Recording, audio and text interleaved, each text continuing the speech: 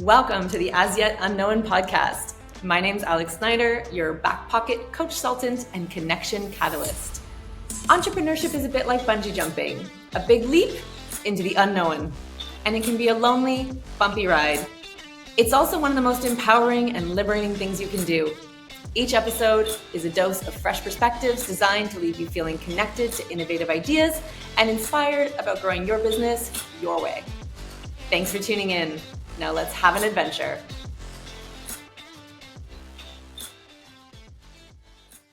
Okay, well, thank you so much, everybody who is here live. Hopefully you can hear us. I apologize for my voice, but thankfully Charmaine will be doing most of the talking today. I'm so excited to have her here. Charmaine is a registered nurse, and in dealing with the incredible job of nursing, knows what it is like to live in high stress, uncertain, pressure-filled times. And as a former carbaholic who really used sugary and carby foods to deal with that stress, Charmaine, you were diagnosed with prediabetes in 2017 and really have been on a journey to change your habits and understand how we as humans can work more optimally in these times of stress to really form new realities and just improve our lives, and particularly important to this conversation, improve our businesses by doing so. So welcome and thank you so much. Please feel free to add on to that introduction about what you're doing now. Oh, yes. Amazing. Thank you so much for having me on. So excited for this conversation. So my name's Charmaine. So as Alex said, I was a registered nurse, and I'm also I like to call myself a sugar cravings coach. So I help women entrepreneurs feel in control around sugar and say no to sugar cravings with ease and feel better without food. So the interesting thing about when I was pre-diabetic in 2017 was that the reason why I was pre-diabetic was because I was stress eating a lot, and I didn't realize that. Like in the hospital, like Alex said, it's a very high stress, fast paced environment, and a lot of the foods that they have in the hospital in the staff break room are donuts, bagels, cookies, cakes, all the sweets all the time. And so I was eating a lot of that stuff before, during, after my shifts, and that's part of what led me to have pre-diabetes. So it was to cope with stress. So we could dive more into that later. But yeah, that's what set me on this journey, and now I love to help people with that. So, Charmaine, I feel like the question that we all have, or I think we all have because I have it, is we know what we should do, right? Like we know there's so much information readily available on the interwebs Right. about, the pillars of health and healthy habits and, different ways that we can optimize our cognitive and physical performance. So why don't we do it? That's a great question, and that's the number one question I get asked from my clients and from everyone who's interested in this work. So the first thing I want to say is, even though we know what to do, eating sugar, especially during stressful times, it's not an intellectual thing. Like, it doesn't matter how much you know, because when we have a stress response, it's not about what we know. It's about safety and survival. And so I just kind of want to explain a little bit more about what I mean by the stress response. So I'm sure a lot of us have heard about fight or flight, especially as entrepreneurs. And when I was a nurse, there are a lot of situations you're in where everything seems like a threat, like especially in business. If your income's going down, if you're a nurse and your patient just fell, or your patient's is coding and you're afraid they're going to die, like there's so many threats that will send your body into this fight or flight response. And normally this fight or flight response is supposed to help you take action that's useful in confronting the threat. But a lot of the times we also have threats that aren't actually making us in physical danger. So that's a lot of what happens with being an entrepreneur. We have a lot of perceived threats. So it could be like even though it is, I know there's a lot of things with money and the bank account going down, but we're not actually physically in danger at the moment, but we have a lot of perceived threats. So it could be getting a sale that's not going through, like a consult call that's not going through, or a client that wants a refund, just all these things, right? So when we're in this fight or flight response, it's not intellectual. It's actually just an automatic physiologic response in our body. And so when that Mm, happens, we don't have control over it happening. We can't tell our body, don't go into fight or flight, because it's a survival mechanism. right. Right. So, but what happens is when we do go into a stress response and we're not aware of it, it actually causes the release of cortisol in our body, and cortisol is a stress hormone.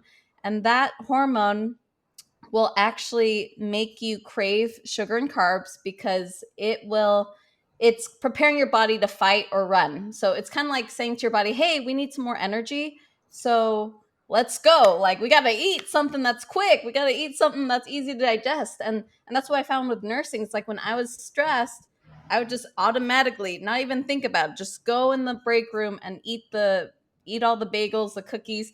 It's especially cookies. Cookies was my thing. I ate all the cookies. So I just want to say that there. It's not your fault that you're doing that. It's a physiologic response. And it just helps to release some shame around that, because we're so smart. So many entrepreneurs are so ambitious, but um, that automatic response is not in our control. But we do have control of knowing when the response happens and how we can mitigate it before it turns into an unuseful a result that's not useful for us. That's so helpful because I think we forget, like you said, so many entrepreneurs are so bright, there's so much that we know, but it's this part of us that is so survival based, right? Our lizard brain and, the amygdala that's thinking there's a threat, I need to respond. Our bodies don't really understand that we're not at risk of dying. It's not a tiger, that's going to eat Right. us, that we need to It like can feel like fuel it up though. for a long run. Right, right. Um, so it's almost like once we're there, there's so much like evolutionary automation happening that, it's why we're here as a species, right? We've survived that, like, of course it's powerful. Um, Mm-hmm.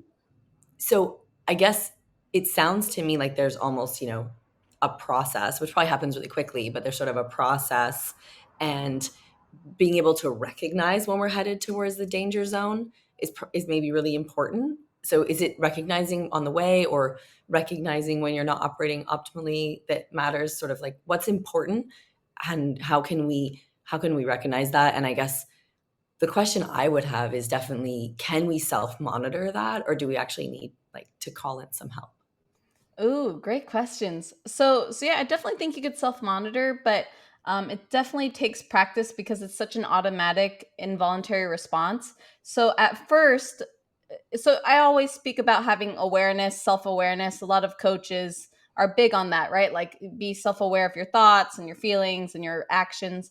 But sometimes it just happens so fast. So sometimes self-awareness comes after the fact. So sometimes it might happen after you've eaten all the cookies in your refrigerator or your pantry.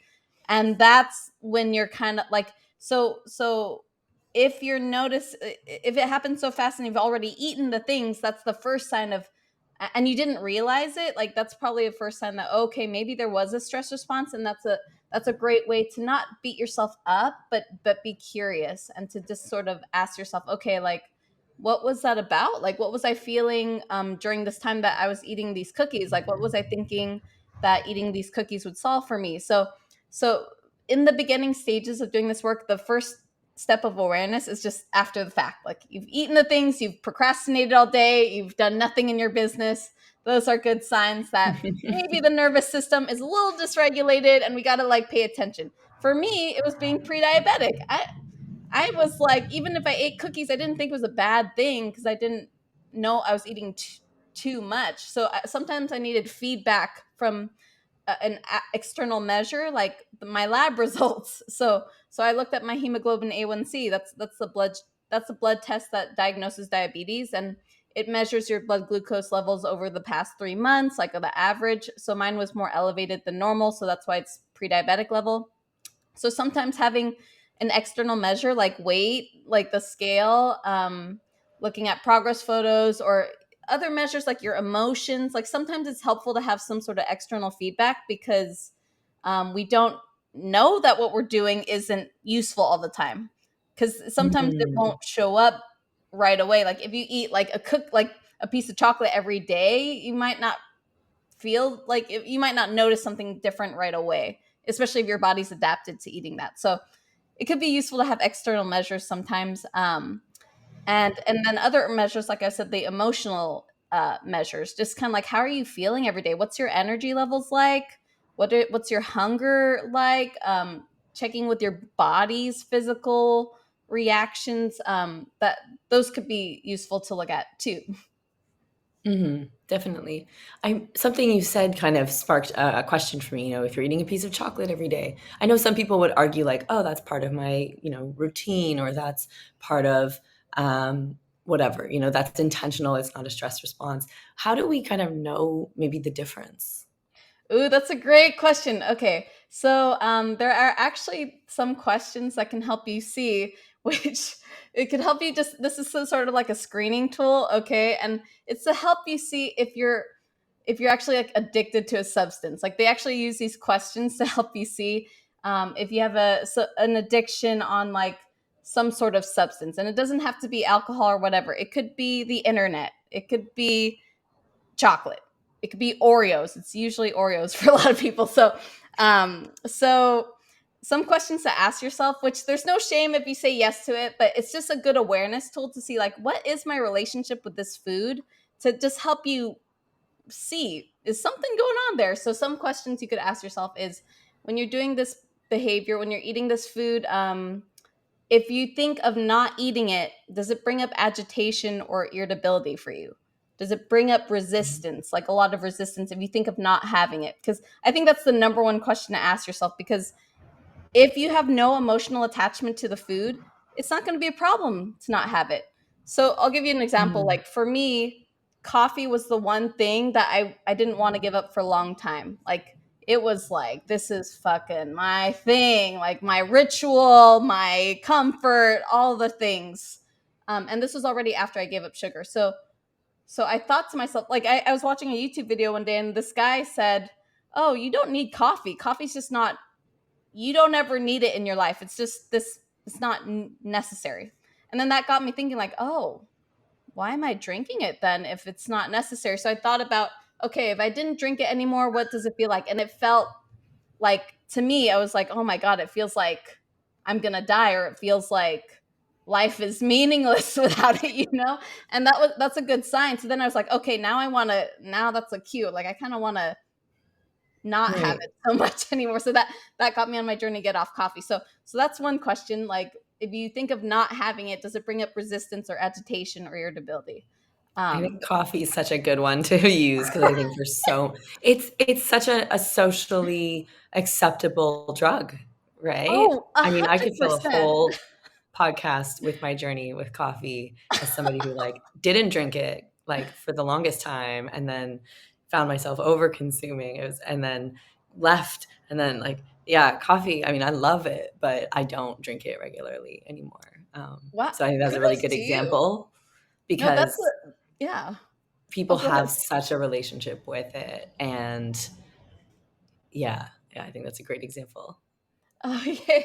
And you're so right. Like, I mean, kudos to you for noticing that and having that awareness, and being willing to like do what you needed to do to make it beneficial for you. But yeah, it's a challenging one, because that's the thing with some foods. A lot of them are socially acceptable. There's a lot of associations. Like if you eat more sugar, you're like a more fun person, or if you drink, you're like more cool, whatever Yeah. person. So there's a lot of Yeah, social and attachments it's to part of certain our things. our culture, right? Like, "Oh, Right. let's go grab a coffee. Oh, let's go for a drink. Hey, do you wanna catch up?" And right? Like, and one thing I know I love is, like, normalizing other things, like going for a walk or going like, a lot of Mm. my social circle now is, like, people who go to the gym, people who, we go to the gym, we go to the beach, like, we do things that align to, like, the lifestyle I wanna have. Does it mean I never go for a coffee? No. Does it mean I never go for a drink? No. But that is not the default, for me has been great. And I don't wanna derail us, but I think, like, it's that self-awareness and intentionality, that it's so easy, especially when you are really busy or in like really pressure filled situations or around groups of people, maybe in the office or whatever your work environment is, that, it's like habits, Oh yeah. are yeah, they're strong, and they're strong in social or any kind of network. Oh, social is the hardest. I mean, yeah, I don't want to go off too much, but the social situation is the hardest because first of all, there's so many environmental cues, there's so many like I don't want to go Mm. too off tangent, but there's literally like restaurants are designed to literally make you eat and drink as much as possible. Like there's so much stuff. It's crazy. Like even the weight of the plate, even like the ambiance, like everything is designed to Mm. make you eat. It's kind of crazy. But Wild. yeah, there's a whole world about food psychology and like all that stuff. And how they do it to make you eat more. It's like crazy. But yeah, so anyway, but I love that you said like the habit it's really about like being aware, and then you could use other things to help you feel better. Like it's just that habit of going to sugar or something to make you feel better, but there's so many things, like you said, going for a walk, there's other ways to feel connected, there's other ways to feel relaxed and feel good in your body. Um but yeah uh but yeah some of the other questions you could ask yourself if you're wondering if you're like attached to some sort of external thing is another thing is, are you wanting to hide this behavior at all? Like, are you not wanting your husband or partner, girlfriend or boyfriend to not see you eat this thing, or you don't want someone to see you doing this thing? So that's another sign, like you're wanting to hide it.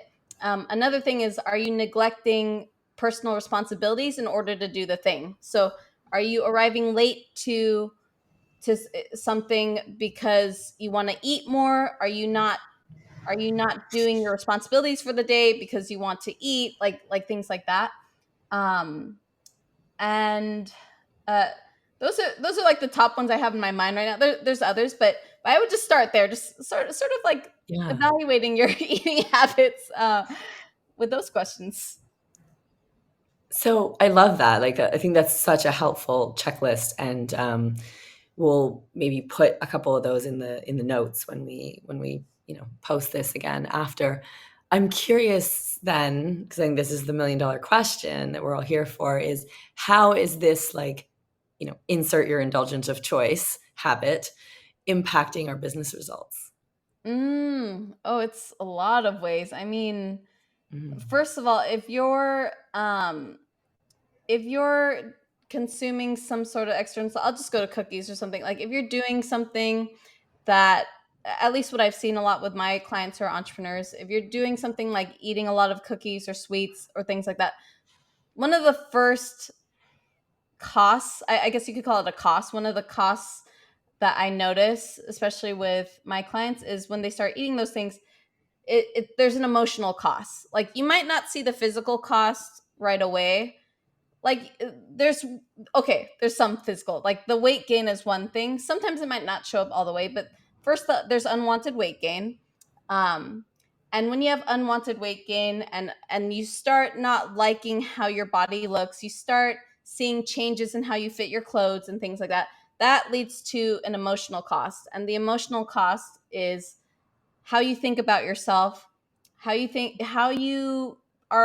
much you're thinking about what you look like when you're showing up on social media, how much you wonder about your lack of self control, and you think something's wrong with you. You think that you have a problem. You think that you're broken. You constantly obsess about food every day. Like, there's a lot of emotional costs there that each time you're thinking it, it's literally taking away energy from what you could use for your business.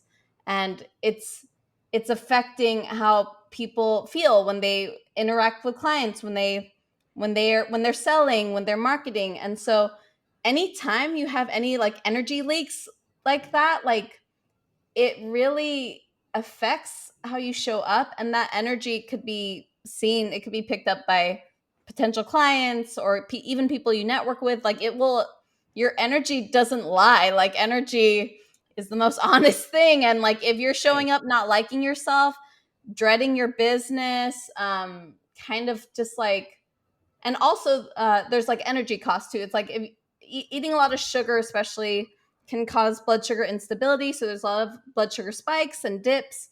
And if you don't have, energetically, you don't feel good, like the energy levels you Mm. show up with aren't good, it will make you, um, it'll make you burn out more easily, for one thing. You'll probably want to take much more breaks during the day, so you'll probably not get as much done. You'll probably be eating more, which can lead to more unwanted weight. So there's like a physical cost with the weight and health. There's emotional costs with how you think about yourself and the energy leaks. There's the energy costs with how productive you are in your day, how much you actually get Mm. done. Um, and and it just leads so much to burnout. Like, all those things could lead to burnout and just not wanting to show up to your business. And I think burnout's the biggest cost of all of them, because it will make you ghost your business for 3 months because you got to go on vacation, which can lead to financial costs. Like, there's the financial cost too, of how much you got to spend for vacations and how much you're eating. So there's a lot of things there. But I Yeah. think the heaviest one is the emotional cost. Like, if you don't feel good about yourself, you won't want to promote yourself. You might not have the confidence to show up for others. And yeah, when you feel good, you just don't want to do anything. you know? Yeah.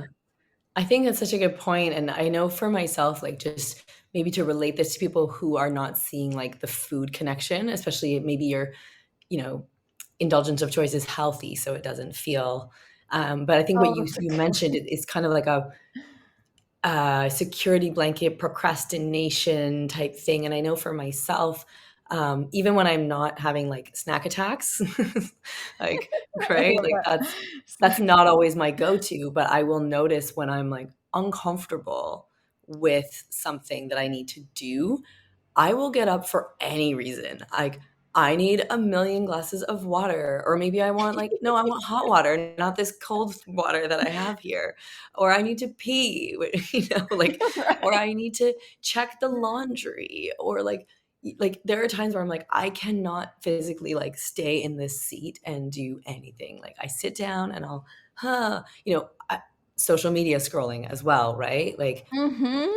put your phone across the room because you sit down and do something, and then 30 minutes later you're still scrolling on your phone, right? So, like, my monkey brain will do almost anything to avoid something uncomfortable. Like, my house, if I'm like stressed and not getting the thing I need done, like, is super clean, right? Mm. So I think That's I find it interesting. I find it's always helpful to be like, hey, it doesn't always appear as like super unhealthy coping mechanisms, but it's all part of that same thing. And, you know, whether you're going to end up kind of, overweight and needing a vacation and not having made the sales in your business, or you're going to end up like maybe actually like underweight and with a really clean house, but no sales in your business and needing a Mm, vacation.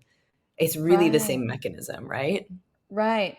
Right. And that's such a good point. Like, I like how you said some things seem like healthier coping mechanisms than others, but it's it's funny because I was always the person who would overeat healthy food, not so much like when I stopped eating sugar, then I started eating like keto cookies and healthy cookies and Yeah. like even like nuts. Sometimes I still struggle still with like eating so many fucking nuts. But anyway, like Same. but yeah, like sometimes it's like so I don't like to. It's hard to. So it's just more useful to not label which things are good or bad, because I know we have a lot of labels in our society Yeah. of this is healthy and unhealthy. It's more just look at what is the result of you doing this thing. Like what is the result of that thing? Because if you're exercising as a and you think it's healthy, but you're over exercising and it's making you really sore, it's making you not show up for your business because you need a break, or if it's making you not have sales, like I would look more at the results and be real with yourself and honest with yourself about what that behavior is causing you to do or what's creating for you.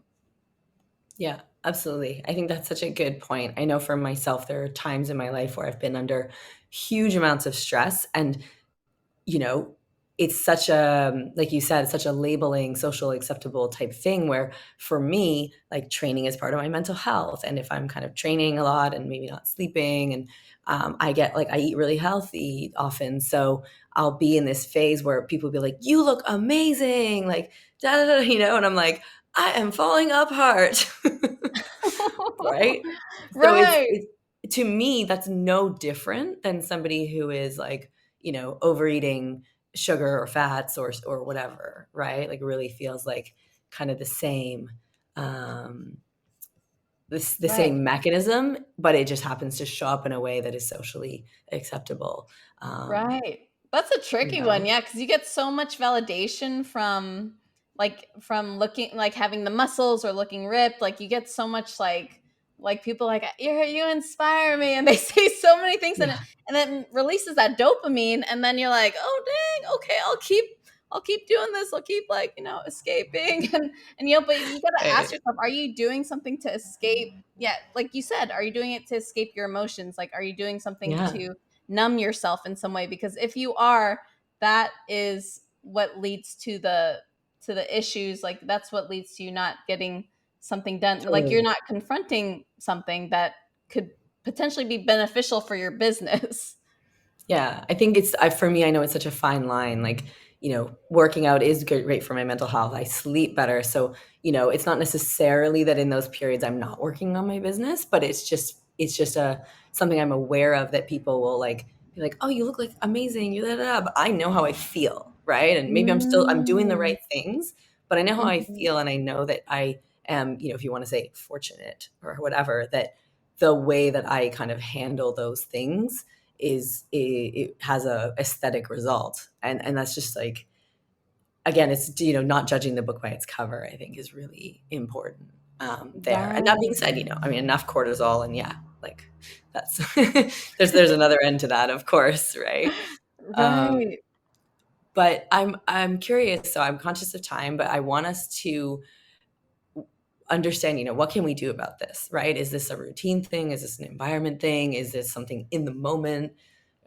What would you recommend to help us manage our nervous system and survival modes in these moments so that we can be more productive, and healthier, right? Like not burn out, right?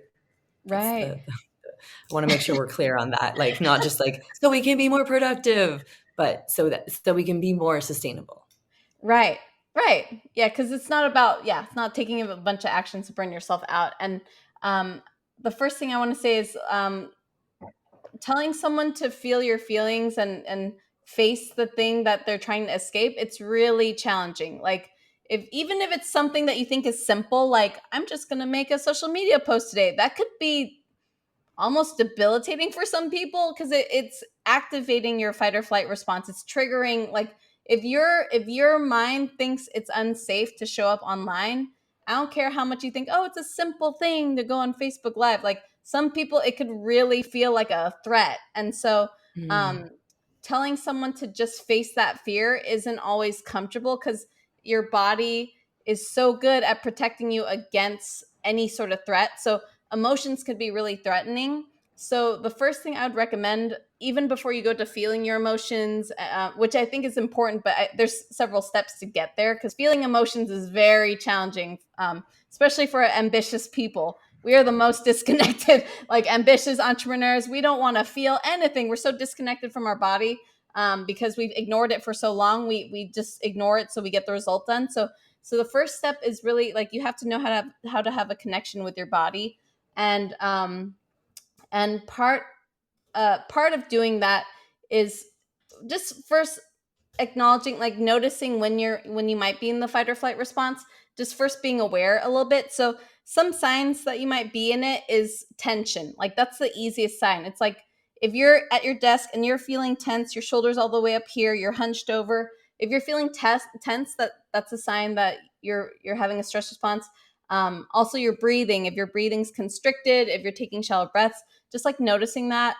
Like, when you notice those things, then I would recommend to do some, like, a nervous system regulation technique to just help you get out of the fight or flight response. And when you get out of fight or flight, that could help you start processing emotions much easier. But you have to get out of fight or flight first. So an easy thing that I love to do, which I learned in Qigong, which is a ancient Chinese mind body practice that I've been using it, which I love mm, Qigong because it helps you have this connection with your body. It helps you free up any tense any tension and energy and release the energy in your body. So a really easy one you could do anywhere is called shaking. So they teach us a lot in somatic practices too, in the Western like energy psychology and things like that too. So shaking is good because when you shake your body, it just helps to get this your energy flowing throughout your body, like this stagnant energy. Because if you're tense and tight, the energy's blocked. You're sort of not moving your energy. So if you want to feel your best, you have to release the energy and let it flow. Mhm. So I could stand up a bit and just show you what it looks like. Yes, So please. yeah, so it's really easy. All of y'all watching me on LinkedIn, I want you to do this too. So basically, you just stand up. You can do it anywhere. And first, you could start with your wrists. Just start by shaking out your wrists, and it's gonna just start opening up the energy channels of the energy flow. And then when you do the wrist, if you need more, which I usually do, I have a lot of energy. So you bounce up and down, like keep your heels on the floor and just sort of kind of bring your knees up and down, kind of like you're doing sort of like partial squats, like, and then just like bounce up and down and just shake. And you could go like to the left and to the right and just like shake your shoulders out. But the more you do this, like I recommend to do it for about 30 seconds to a minute at least. I feel like 30 seconds is too short, honestly, but try to go for a minute. And when you do that, you'll immediately help to release tension and just feel a lot more relaxed. And it could help you get out of fight or flight because you're using the energy from the stress response to do something. You know, you got Right. to use that Right. energy.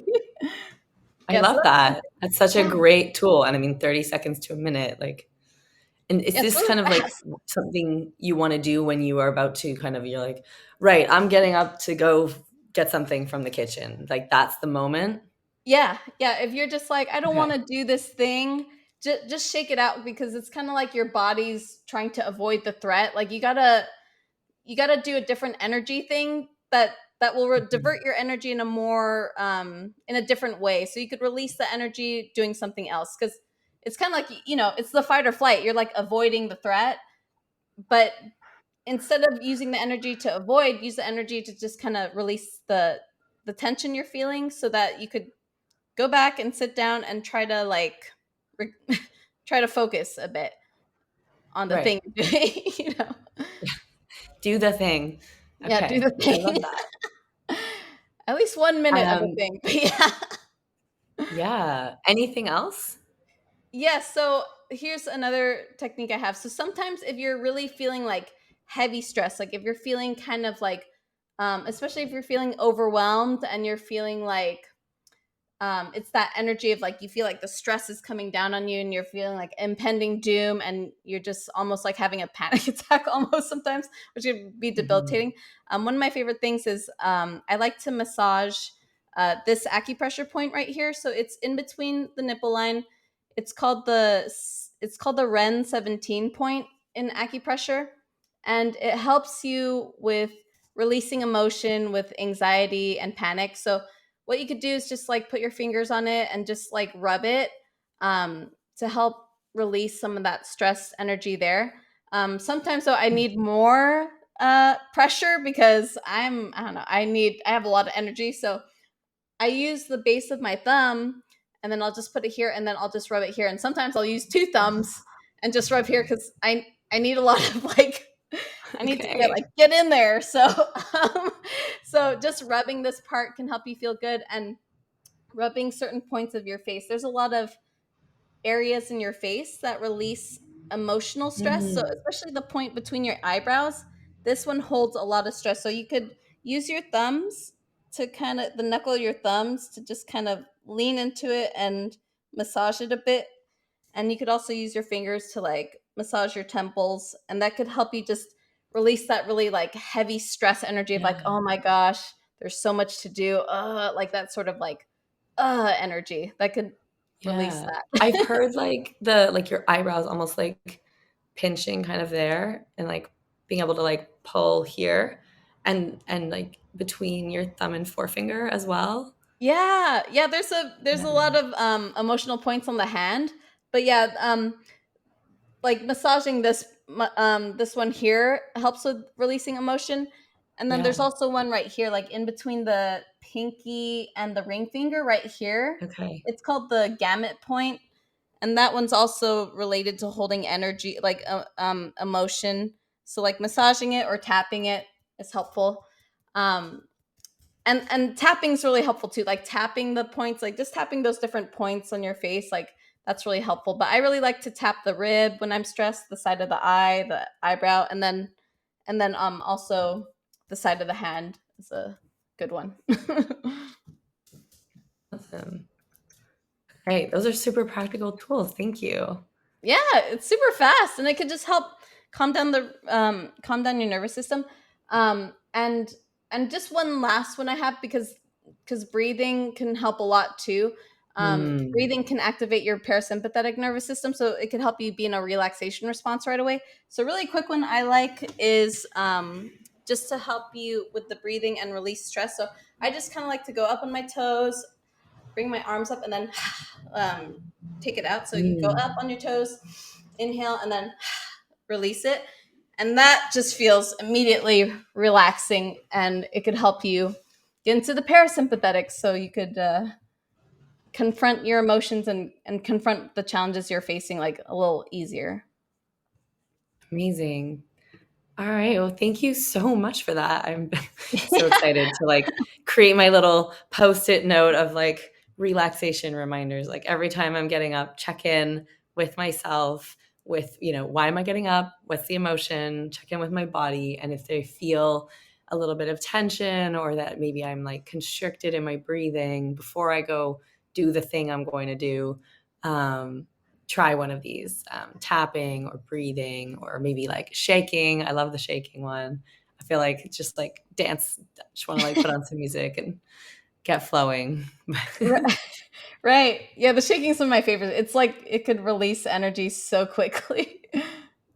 Yeah, amazing. So, anything you want to leave people with, beyond what you've already shared, which is so, so helpful, Charmaine?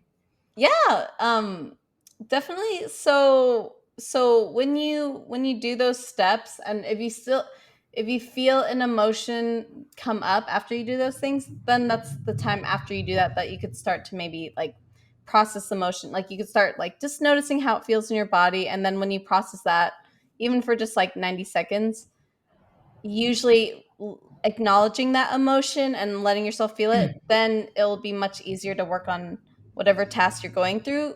Because then when you acknowledge and release that emotion, it doesn't have to seek out your attention anymore. You're kind of like, it's like your inner child almost like wanting your attention. And when you give it that attention and nurture it, then it'll be a lot easier to do what you have to do. But yeah, the Mm. emotional acknowledgement, I think it's a lot easier to do after you regulate the nervous system. But anyway, but I just want to say like it could be so easy. Like it only just takes a few seconds to help you feel better. You don't need to eat to feel better. Like your body has everything you need already to feel better. Yeah, I think that's so important. I love what you said. It's like you don't have to spend forever, but I know something done is, if I have uncomfortable thoughts come up, I will make a jot post-it note and I'll stick it on my journal for like to journal about later. Um, Oh, but just but just to like get it out of my head and know that, I'm not going to forget about it. It's not going to go back in to like the insidious thing. Like it's almost like I'm getting it out and I'm like, hey, I need to know enough about it to write it down and then I can like kind of handle it later. I know for me that's ooh. something that I find kind of helpful. Oh, Um, I love that. yeah, so it's like obviously I can't just like interrupt my day to journal all the time. If you have a big thing coming up in that or that works for you, like I'm not saying that's the wrong thing, but just practically not always going to be great. But I think giving it enough attention to be able to write like a phrase or a quick sentence, for me is often like enough, and it also just gets it out of my head, right? It's like, oh hey, like Mm-hmm. this thing that's gonna like just keep looping. Like, now let me just like get onto a post-it note and then I'll stick it on top of my journal and then I can like it's like a two journal on topic. Oh, I love that. Just really quick, like that's a similar thing we do with food too. Because if you notice yourself like obsessing around wanting a specific food, like like cookies or whatever, and you keep thinking about the cookie, you could tell yourself, Mm. or write it out, like you said, you could tell yourself, oh, we could have another cookie like later if we want, like we could have it tomorrow. It's okay. Like we're safe. We can have it. We're going to have a cookie tomorrow if we Yeah. want it. And it's like a similar thing of just sort of reassuring your nervous system that you're not, there's safety. You're not threatened. Like it's okay. Well, I honestly could talk for hours to you about this. I have like a million more questions, but I want to be mindful of time. Thank you so, so much for being here, Charmaine, for sharing your own story and, the tools that you have tried and tested for yourself as well as your clients. If people want to know more, where can they find you? Oh, yeah. They could find me on Instagram. My name is at Charmaine Platon. You can see the spelling here. And then my website's sugarfreeselfcare.com. And I have a YouTube channel. If you want to check out some more of my tools and videos, you could go to youtube.com/sugarfree self-care TV. Amazing. Thank you again. It's been so fantastic to have you here with us. Thank And you. yeah. It's been fun. All right. Well, wishing everybody a productive and focused and emotionally aware day. Yes. Emotionally aware. I love it. So,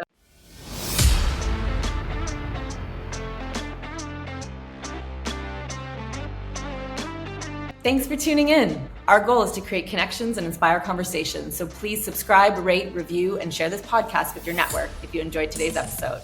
Sharing is caring. If you're ready to take your business to the next level and are curious how I can help, click the link in the episode notes to schedule a call. Got questions or topics you want us to discuss? Click the link in the episode notes to share them with us. Your question might even get featured in an upcoming episode. And remember, this podcast is not intended to replace legal, tax, or other kinds of professional advice. Thanks for joining us on this adventure. We'll catch you on the flip side.